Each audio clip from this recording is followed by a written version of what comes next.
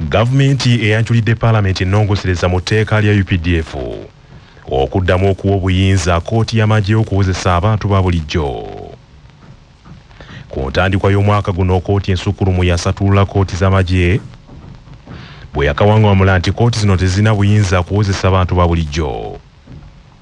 Olw'engeri abalamuzi ba kkooti eno gye balondebwamu okuta etetambulira mu ssemateeka wa Uganda n'ekirala nti abalamuzi abo bennyini si bannamateeka. Abalamuzi ba kkooti ensukkulumu nga bakulembeddwamu Ssaabalamuzi Alfonso Winyiddolo baalagira nti emisango gyonna egivunaanibwa abantu ba bulijjo mu kkooti z'amagye gisaana giggyibweyo giweerezebwe mu kkooti ez'abantu ba bulijjo giddemu okuwulirwa wadde nga kino tekikolebwanga n'okutuusa kaakano. So I said all charges or ongoing criminal trials or pending trials before the courts martial involving civilians must immediately cease and be transferred to the ordinary courts of law with competent jurisdiction. All pending trials or partly hard criminal cases that fall under the civil law court's jurisdiction, which are against members of the UPDF who are subject to service law, must be transferred to the civil courts with competent jurisdiction. Ensala eno teyasanyusa mukulembeze wa ggwanga Yoweri Museveni era mu kiwandiiko kye yafulumya yawakanya ensala eyo n'ategeeza nti yali wakola ennongosereza mu tteeka erifuga amagye ng'agamba nti kkooti zino zikoze omulimu gwa ttendo nnyo gy'ali okugolola ettumba ab'amawale. Olwaleero minisita w'ebyokwerinda Jacob Maxson Oboth ayanjulidde Parliament ennongosereza mu tteeka lino ne lisindikibwa mu bukiiko okuli akavunaanyizibwa ku byokwerinda n'ensonga ez'omunda wamu n'akakiiko ka Parliament ak'ebyamateeka.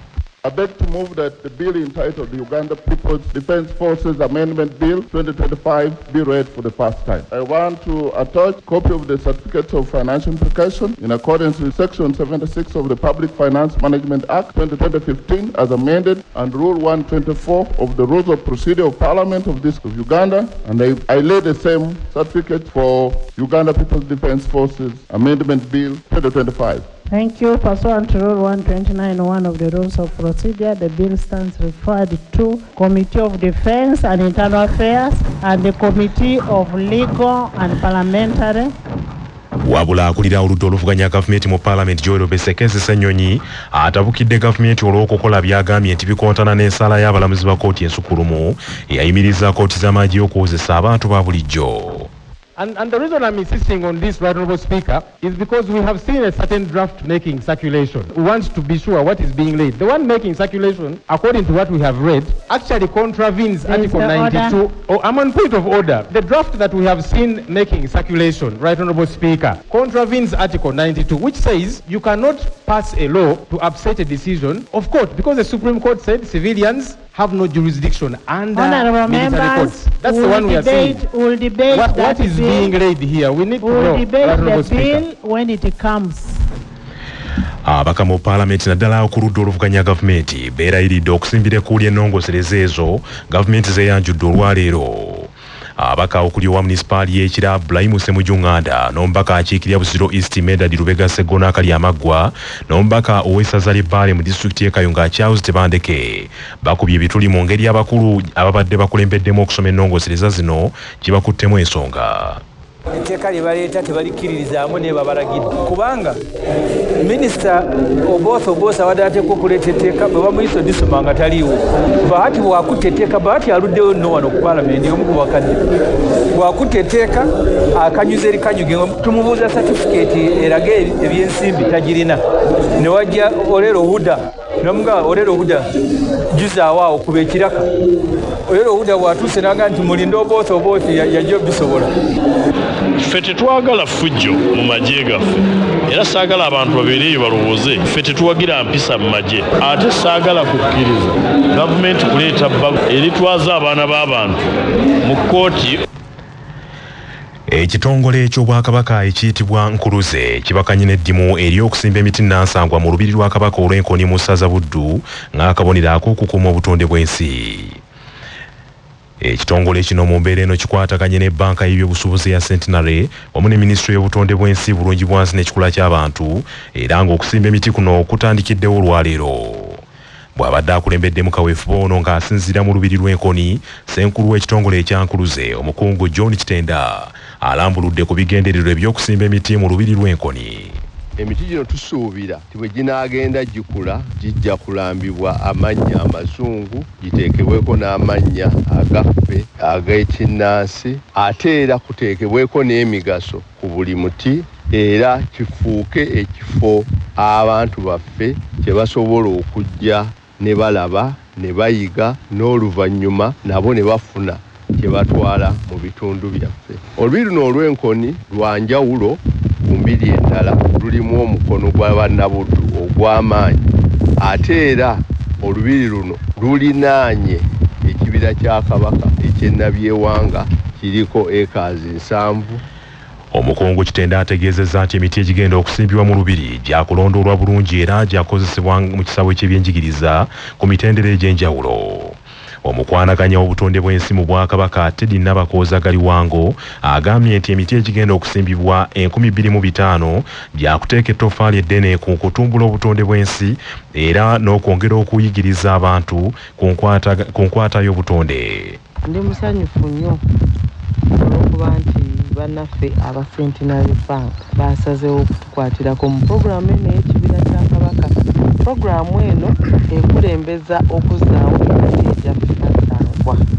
Abaana abazzukulu abalijja twagala bafune omukisa okulaba enjawulo. Omukungu okuva mu Centenary Bank ettabi ly'e Masaka Muhumuza Silver yeeyamye okutuukiriza obweyamo bwabwe era nga kino kikoleddwa okuttukiza enkolagana ya Centenary Bank n'Obwakabaka. Nga banka twasazeewo tukole 2% etundutundu 2 ku bye tukola amagoba gaffe nga banka tugaze mu by'obutonde. Bwe tubikoze tuwadde miliyoni 10 kukola ku mulimu guno. Nga banka tufunye Kabaka banga tuli nnyo partnership nyingi nnyo y'empira y'amasaza Kabakazi Run hospital y'enkozo kizimba n'ebirala byonna tubadde okwatirako tusiima nnyo byonna tubikola kwagala kutuusa ebyobulamu by'abantu kukyusa. Omukulembeze w'eggwanga Yoweri Kaguta Museveni Tibwabulwa atongoza ettendekero erigenda okubangula abavubuka mu masomo ag'ebyemikono mu bbendobendo ly'e Rwenzori eritumiddwa Rwenzori Zono Industrial Skilling Hub n'omulanga eri abalaaliddukanya okwewala okusaba abazadde ebisale ebinaalemesa abayizi.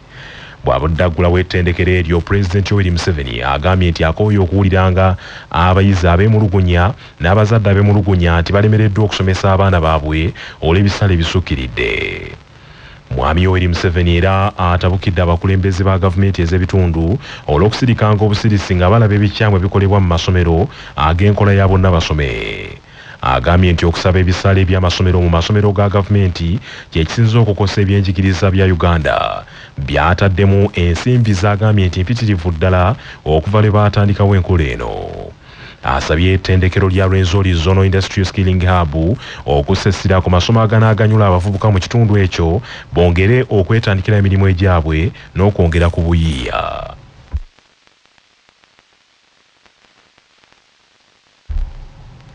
Ssentebe wa disitulikiti y'Entoroko Kasolo Williams ku lw'abakulembeze ba gavumenti ez'ebitundu asabye gavumenti eyongere obuvujjirizi mu masomero gaayo okwewala abagaddukanya okusabanga abazadde ebisale okuva mu bayizi babiyisa mu bayizi kubanga wabaawo ebyetaagisa bye batalina. Wabula mukwanukula Pulezidenti Museveni asabye ssentebe wa disitulikiti y'Entoroko okunnyonnyola ekiviirako abaana abakunukiriza mu bitundu 7 ku buli 100 abawanduka mu masomero oluvannyuma lwa primary ne bateeyongerayo mu secondary. Abayizi abatikiddwa ku ttendekero lya Rwenzori Zono Industrial Skilling Hub bakuguse mu kusiba enviiri okutunga n'emisono n'ebirala. Obukadde bw'ensimbi za Uganda obusukka mu 10 bwe buleeteddwa abantu ba Ssaabasajja Kabaka okuva mu ssaza Bugerere mu nkola eya Lwalo Lwange. Bw'abadde akwasibwa oluwalo Omulange Mengo omumyuka asooka owa Katikkiro ow'ekitiibwa Alhaji Profesa Twaka Waase Kigongo yeebazizza abantu ba Kabaka olw'okunywereranga ku nsonga si masonga 5 Buganda etuukeko aweegombesa. Bwe tuba tutwala Buganda ku ntikko tutambulira ku ssemasonga zaffe 5 zimwenna ze tumanyi tutaasa n'okunyweza Namulondo twettanira enfuga eya federo twagala ebyaffe twagala okukulaakulanya abantu baffe bajja mu bwavu obutamanya n'endwadde twagala okukuuma obumu. Bwe weefumiitiriza ku bintu ebyo byonna bye njogeddeko ebintu ebyo tekisoboka kubituukiriza bulungi nga ffe bannannyini mufu tetwenyigiddeemu. Tosobola kutaasa Namulondo ng'ogamba abalala banaabikola nga bwe tozze. Tosobola kukuuma byaffe ng'ogamba abalala banaabikola nga bwe towenyigiddeemu. Tosobola kwegobako olumbe lwa bwavu obutamanya n'endwadde ng'olowooza abalala banaabikola. Tosobola kukuuma bumu nga bwe tobeerawo nga babadde balaalise oluwalo. Oweekitiibwa Kaawaase asabye abantu ba Buganda mu masaza aga Buganda gonna obutatwalibwa muyaga gwa byabufuzi oguyinza okubaviirako okwawukana bakuume obumu n'omukwano. Minisita amawulire okukunga era omwogezi w'Obwakabaka Oweekitiibwa Israel Kazibekitooke yeebazizza abantu b'amasomo olw'okwongera amaanyi mu nteekateeka zonna ez'Obwakabaka. Bebaza olw'okugondera kiragiro kya Ssaabasajja Kabaka ne mujja mu nkola eno ey'oluwalo. Era mwogedde ku bisoomoozo eby'enjawulo byonna mmanyi nti bitwaliddwa tujja kusobola okubinogera eddagala. Naye mbasaba ng'ebisoomoozo ebyo byonna weebiri mufube nnyo okubinogera eddagala ng'abakulembeze. Kyekikufuula omukulembeze ow'amaanyi abantu gwe bajja okwenyumirizaamu ng'onogedde ebisoomoozo ebyo eddagala.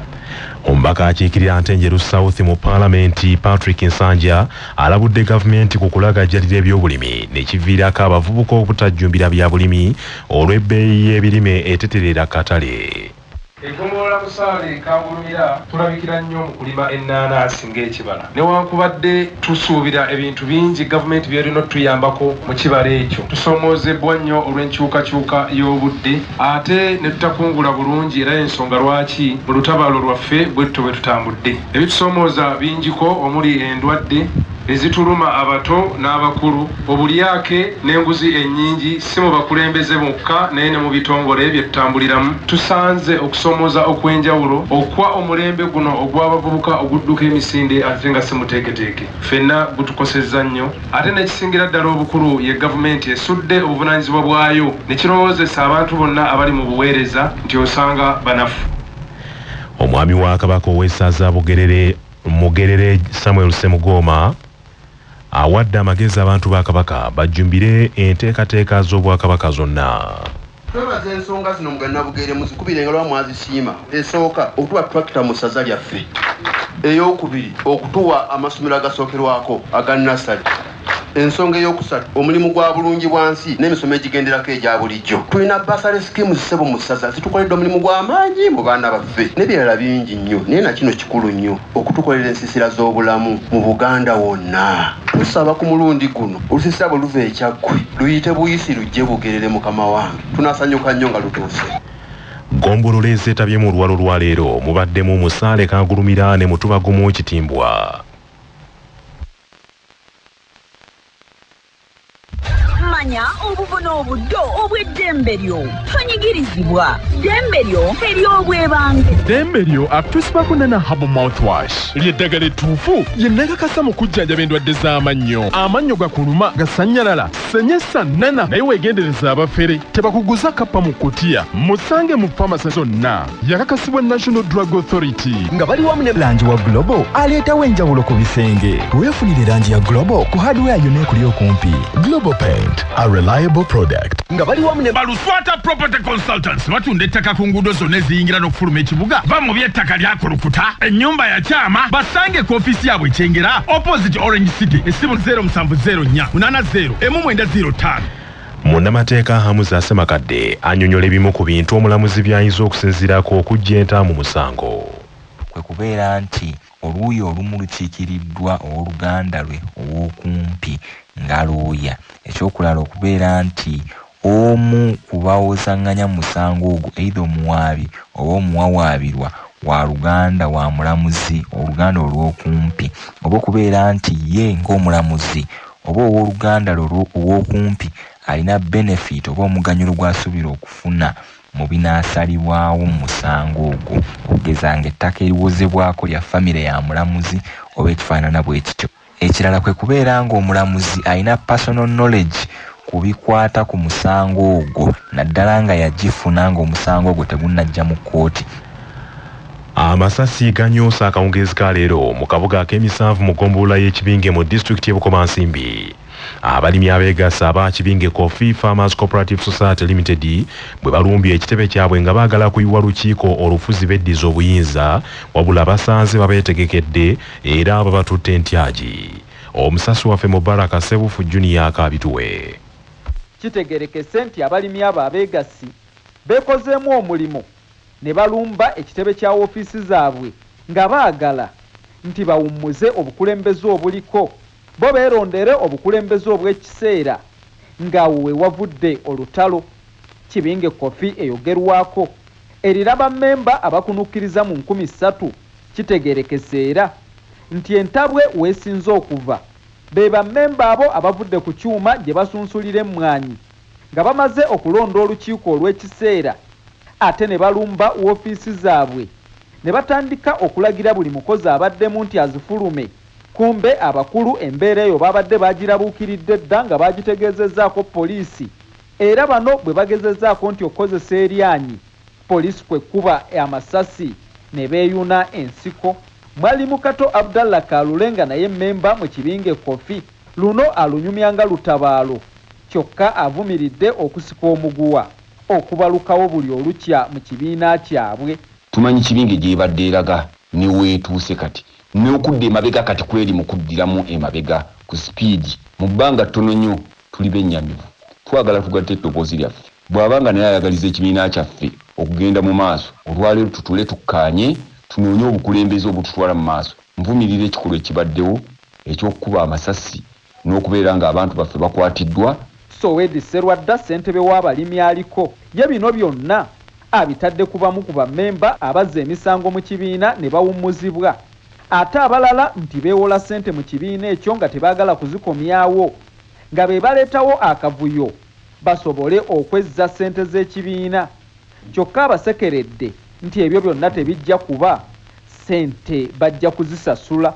Abantu abatunyagidda ssente akagamba nti Sowedi agende kubanga nze mbamanyi ekibiina manyi buli gwe kyawola na ssente mmeka yakasasulako mmeka kubanga lipooti zirina. Lwa CBS FM ey'obujjajja Nantasingwa Mubaraka Sebufu Junior ndi Bukoma Nsimbi. Nga bannakibiina kya Democratic Party beeteekerateekera okukyusa obukulembeze bw'ekibiina. Abakulira ebyokulonda mu kibiina kino balangiridde nti batandise okutiisibwatiisibwa abamu ku beesimbyewo ku bifo eby'enjawulo nga babalaalika n'okubatuusaako obulabe. Mu lukuŋŋaano lwa bannamawulire olutuuziddwa ku kitebe kya DP ku luguudo Balintuma mu kibuga Kampala, ssentebe w'akakiiko k'ebyokulonda mu DP Kennedy Mutenyo agambye nti ayina abantu abatandise okumulinnya akagere abamutadde ku bunkenke. Mutenyo ategeezezza nti obunkenke bumususeeko era akulira ebyokulonda mu kibi era ye ng'akulira ebyokulonda batadde obulamu bwe mu katyabaga olw'okumutiisatiisa Jona Luli. Bw'atyo alaalise nti waakwatula amannya gaabo abamulondoola singa kino tekikomezebwa. Mutenyo agambye nti waliwo n'abamuwa ebibaasa bya ssente abayiseewo mu kulonda kuno okugenda okubeera embalala naye akombye kwerima nti tagenda kukkiriza kuguliddwa muntu yenna ayagala okukozesa ensimbi okuttattana emiramwa gy'ekibiina. Naye abantu bo bwe banaagenda mu maaso nga banondoola banoonya nja kukwatula naye saagala kwonoonera. Naye bwe tuba tuvumirira NRM nti eyitiriza enguzi ate ne mwagala mugireete mu kibiina kya DP temuba benkanya. Bwe tuba tuvumirira NRM nti yakyusa constitution omu kuba asobole okusigalawo ku myaka n'ebisanja ate gwe togamba nti constitution edde ebbali tukolaako obuntu ak'obuntu ke kaliwa. Okulonda abakulembeze b'omu lukagwe lw'ensakala mu ggombolola y'Erumiyaga mu disitulikiti y'Essembabule kuyiise nate. Amagye bwe gayiiriddwa mu kifo abadde walonderwa ne gatandika okufubutulawo abantu n'okubatimpula emiggo. Poliisi nga yeebadde ekuuma ebyokulonda mu kifo kino eky'Ekasambya awabadde okulonda eremereddwa bannamagye abajjidde ku loole bwe batuuseewo okulonda nga kugenda okutandika ne balagira abalonzi bonna mu kibiina ky'NRM okwamuka ekifo ekyo n'ekiddiridde kwe kutandika okutimpula abantu n'okubaggyako obuzindaalo. Registrar w'ebyokulonda mu kitundu ekyo birimu ye Philip gw'abadde yeeyambisa okusoma amannya g'abalonzi. Mu kusooka ab'oludda lwa munnamagye General Emmanuel Rwasande batuuse mu kifo kino ne basanga nga registrar asoma amannya ag'abantu abagenda okulonda okuva ku byalo 13. Bwe batyo bannamagye bamusabye asooka alindemu okutuuka ku ssaawa 8 abalonzi baabwe batuuke naye kiyakkiriza kyokka bwe ziweze essaawa 8 nga be balinda tebatuuka balabiddeawo nga loole y'amagye eyingidde ne basooka bajjawo akaguwa n'ekidiridde kubafubutula. Omu ku bannakibiina ky'NRM Lwemiyaga Francis Senkooto annyonnyodde embeera bw'ebadde. Abadde asoma amannya loole y'amagye wejjidde netusalako ne bavaako ab'amagye bonna nga badduka ne batusalako ne basazeeko ne balyoka bajja ne bajjako omuzindaalo gw'abadde ayogererako ne batandika otugobawo nga ne poliisi weeri era ne batugobawo okulonda tugeze mu maaso naye nga babadde bakulembeddwa omwami Benoni Escort wa Lwasande ne mutabanyiwe gwatambula naye. Oluvannyuma embeera etabuse era embooka etandise okunyooka abaddewo bonna ne beesega.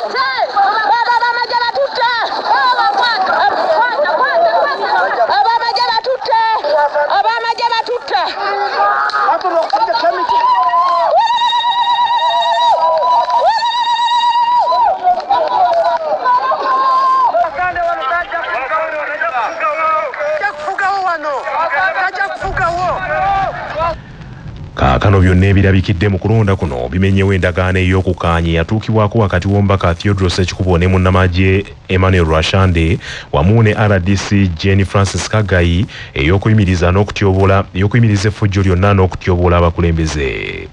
Ebyo nga bikyali bityo era banna NRM okuva entuusi Nabitanga n'awalala nabo bazinze ofiisi z'NRM Essembabule gye basanze ng'omuluka gw'Emeeru tegwalonze bakulembeze ba kibiina ekyo kyokka nga bagutaddemu nti abalonzi bamaze okulonda okukakkana ng'embeera yaddukadduka. Ate ebwogero waadi omuli ebyalo bisatu okuliko Ewaya, Suula ne Bwogero abakulembeze abayiseemu abasangiddwa ku mpapula kizuuse nti si baayo. Kizuuse nti abasinga kubalangiriddwa batuuze b'e Bulongo so si ba bitundu ebyo era wano omutesitesi w'NRM wa disitulikiti George William Katokozi alagidde emiruka gyonna egyemulugunyiziddwako olunaku lw'enkya giddemu okulonda abakulembeze be gyetaaga.